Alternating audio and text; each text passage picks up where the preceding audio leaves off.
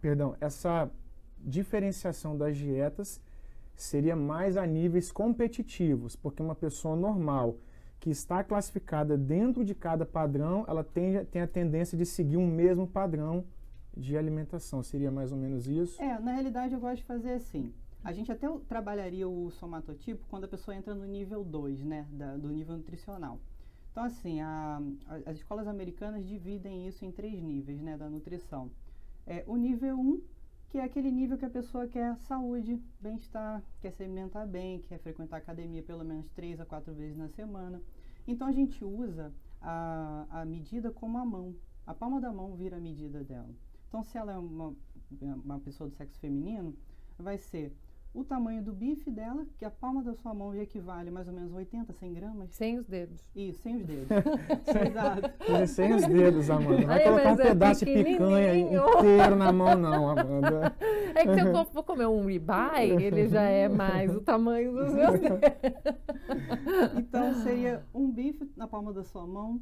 O seu carboidrato seria uma mão em concha. Os seus vegetais, tudo bem que são carboidratos, mas quando a gente fala de vegetais aqui nos Estados Unidos, seria aqueles vegetais de uma carga de índice glicêmico bem baixinho, né? Então, brócolis. E a sua gordura boa seria seu polegar. Então, se você colocar aqui uma colherinha de azeite cru na sua azeite salada, cru, você fala azeite extra virgem. Extra virgem. Sim. Tá. E a salada de folhosos, tá? Porque a gente fala salada, a pessoa já pensa em outros legumes e inclui ali, não, salada de folhosos, folhas verdes. Aí você imagina aqui suas 2 palmas abertas. Na verdade, a gente até fala que é à vontade, né? Então, quiser comer à vontade. E essa seria um prato para a mulher. E agora, para um homem, é o dobro disso. Então, 2 bifes, né? A conchinha, 2 carbos. E isso seria a sua medida padrão de nível 1, tá? Normalmente, as pessoas podem até ficar pro resto da vida nesse padrão e nunca ir para o nível 2 ou nível 3. Quando a pessoa já quer fazer um treinamento mais avançado, quer buscar um perfil corporal, estética, então ela já vai migrar para o nível 2. Se ela gosta de fazer a própria contagem dos macros, é onde a gente dá essas sugestões, né, que você vai exatamente modular seus macros, né? Aí você vai lá saber, você vai calcular quantas calorias que você precisa ingerir. Então, se você quer emagrecer, normalmente a gente usa o perfil do ectomorfo, do endomorfo. Então, você pega o seu peso e multiplica isso por 25 calorias. Então, vou dar um exemplo. Se eu peso 70, vamos fazer 72, o meu. Que assim Vamos eu já fazer. fico sabendo. Vamos usar a gente calculadora, porque ninguém merece errar nessa hora. No seu caso, eu usaria então a fórmula para o endomorfo, que a gente queria ganhar peso para você. Isso. Então, multiplica por 50. Então tá. Seu peso vezes 62 vezes 50. Isso. 3.100. Isso seria a quantidade, é coisa pra caramba. Mas essa seria a caloria diária que você precisa para crescimento muscular, tá? Para você entrar numa fase metabólica. Agora, para a pessoa que está nos assistindo e quer emagrecer, pega o peso dela e multiplica por 25. Então, esse seria o quanto que ela, provavelmente, vou dar uma mulher de 72, 75 quilos, umas 2.200 calorias, tá? Então, ela quer emagrecer, então vamos diminuir. Quer manter o peso de 30 a 35, multiplicado pelo peso. Aí você estabiliza seu peso, tá? Então, você tendo isso em mente, né, a quantidade de calorias, e aí o que você faz? Essas seriam as suas 3.000 e poucas calorias, você vai dividir isso por 6 refeições. Aí você vai saber quantas refeições você tem que fazer e a quantidade de caloria por refeição.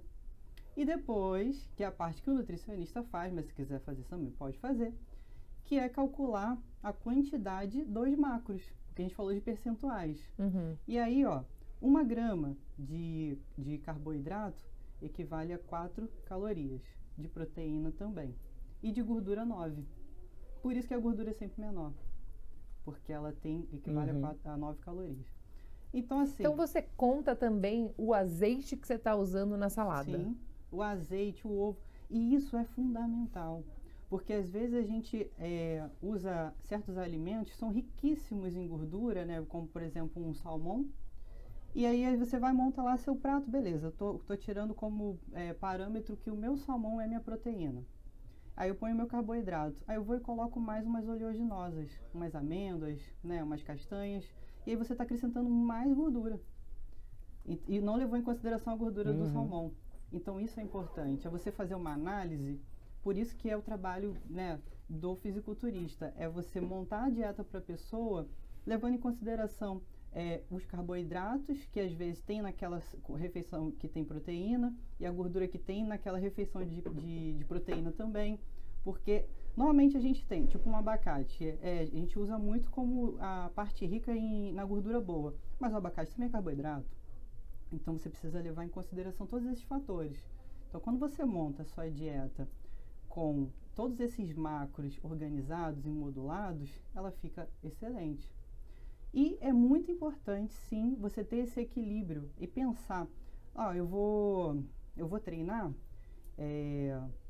o legal é dividir as 6 refeições, todas elas têm que ter proteína, todas elas têm que ter a gordura, tá? O carboidrato é onde você vai ter cuidado, onde você vai ter... A fruta entra como carboidrato. Sim, entra como carboidrato, a frutose entra como carboidrato. Só que tem momentos que você usa ela. Certas frutas têm uma absorção de carbo mais rápida. A banana, por exemplo. Então, assim, se você quer fazer um treino, você vai treinar agora, come uma banana. Depois que você treinar, também você precisa de um carbo também de rápida absorção. Pode ser uma banana, uma maltodextrina. Então, é importante você ter os seus macros distribuídos, só que o carboidrato você tem controle. Se você vai ficar sentado trabalhando no computador, diminui seu carboidrato. Se você vai fazer uma atividade, aumenta seu carboidrato.